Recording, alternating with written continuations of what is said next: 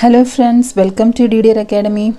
In this video, I have included the important questions in cardiovascular system with the explanation. It will be helpful for you to crack the competitive examinations like staff nurse and nursing officer examinations, including AIMS, JIPMER, ESI, PSC and all.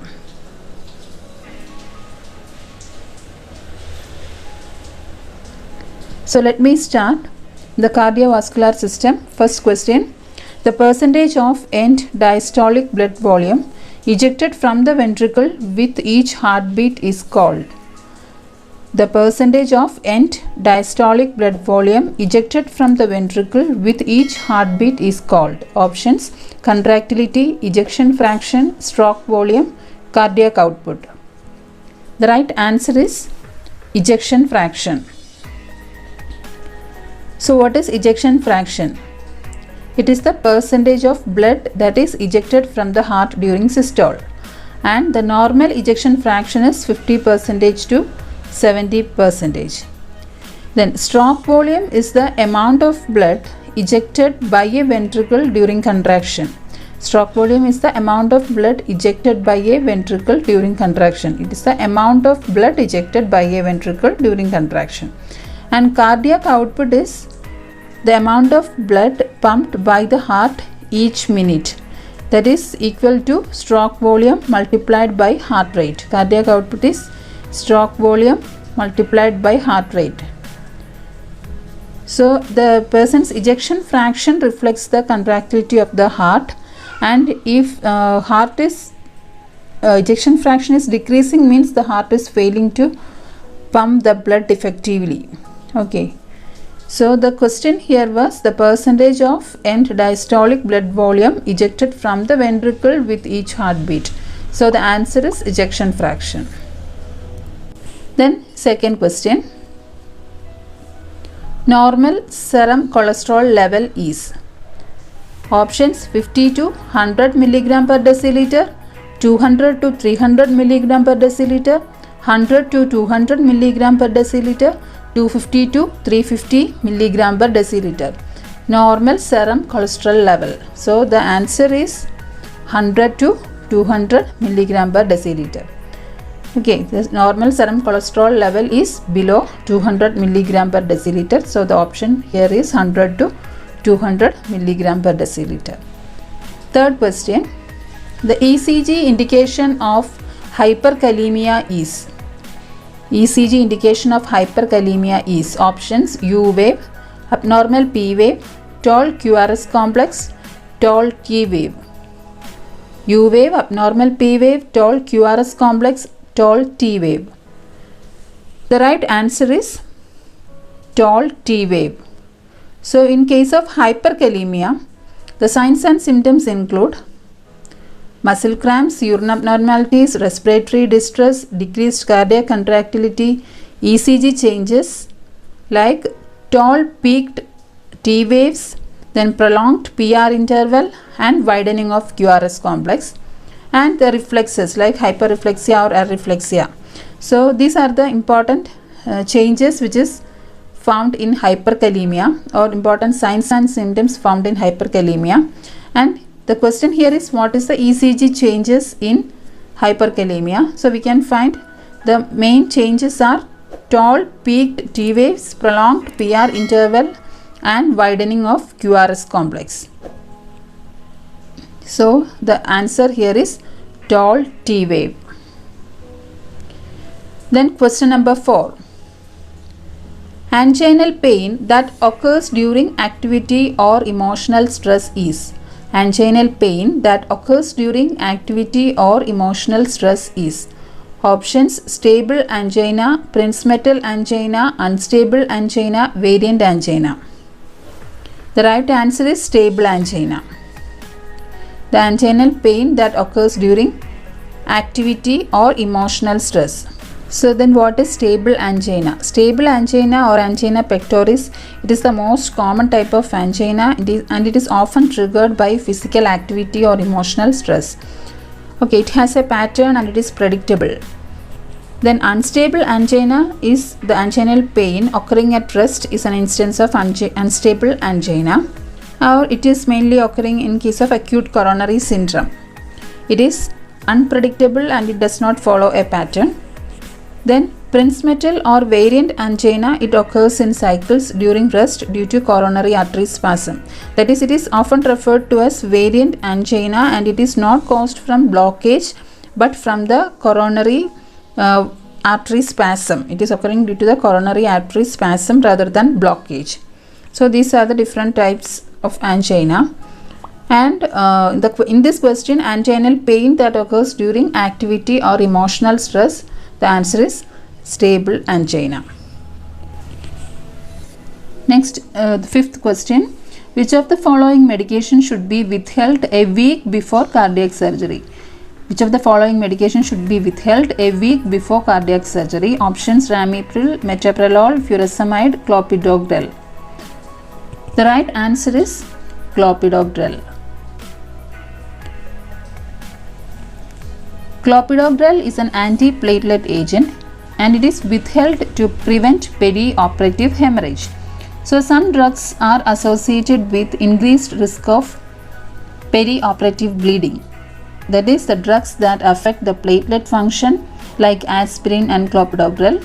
So it is withheld 7 to 10 days before surgery to decrease the risk of intraoperative bleeding. So in this question, the right answer is clopidogrel. And if we consider the other options, first is Ramipril. It is an ACE inhibitor and it is withheld the day before surgery or on the morning of the day of the surgery, because continuation of ACE inhibitors may result in intraoperative hypotension during the anesthesia induction. So that is withheld just the day before surgery or on the morning of surgery. Then the second option given is metoprolol. It is a beta blocker.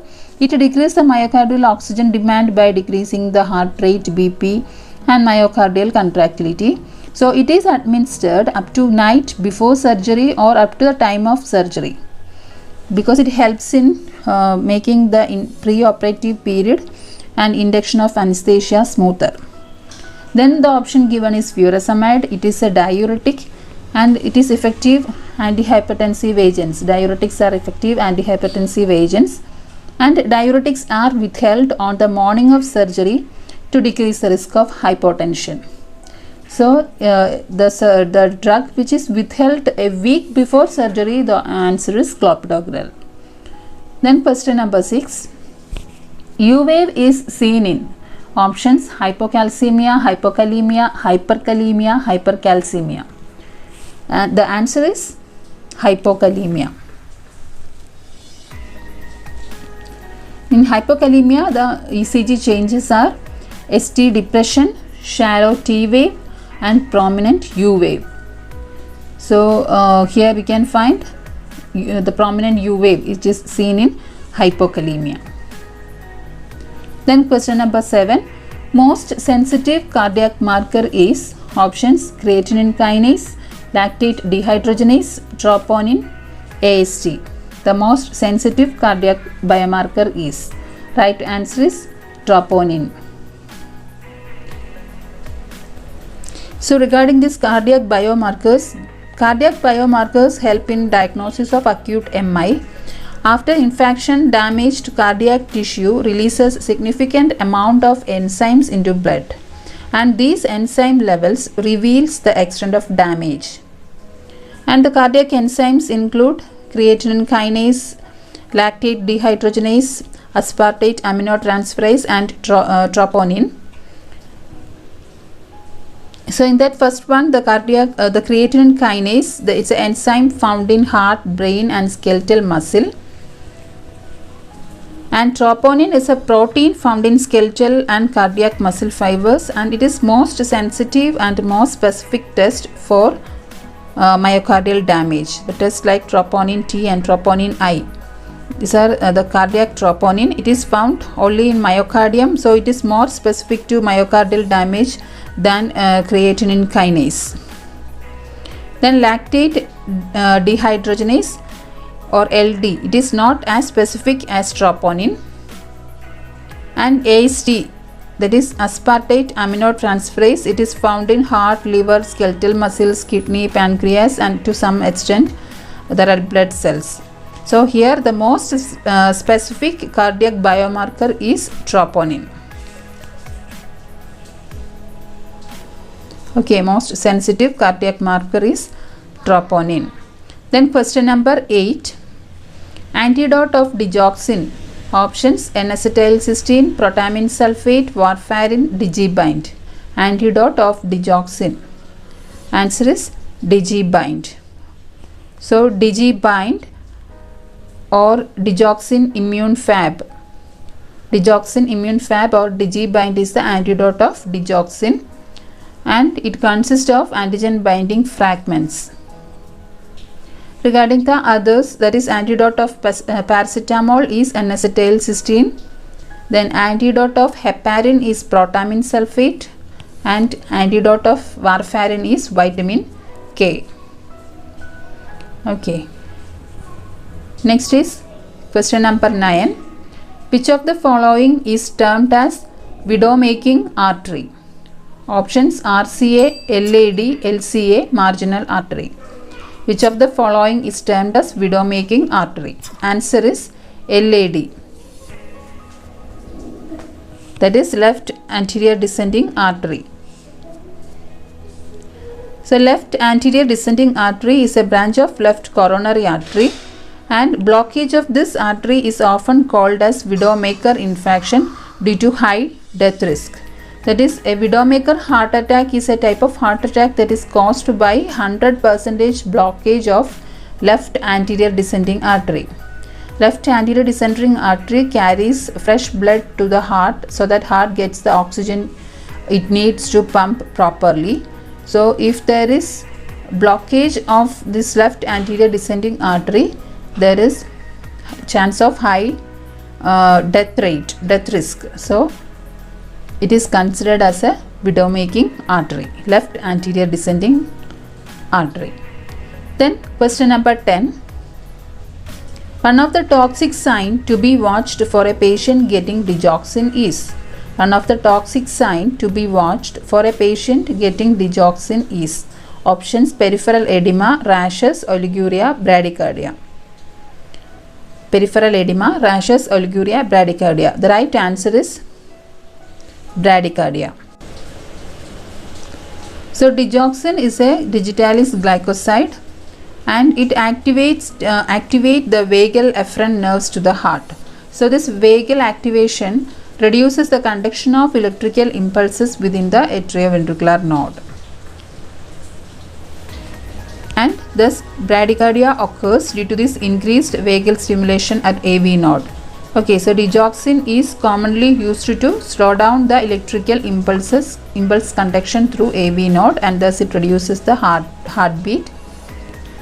So it is very important to monitor for bradycardia due to the depression of the atrioventricular conduction.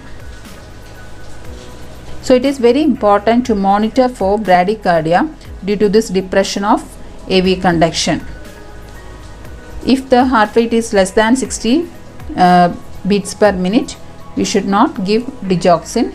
We have to wait for 5 minutes and then check again, and if it is still under 60, we should not give, but it should be informed to the doctor, and only it is given if the pulse is normal.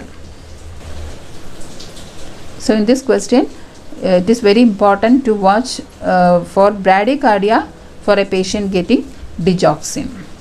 So thank you for watching the video. Look me in the face, tell me that you love me, even if it's fake.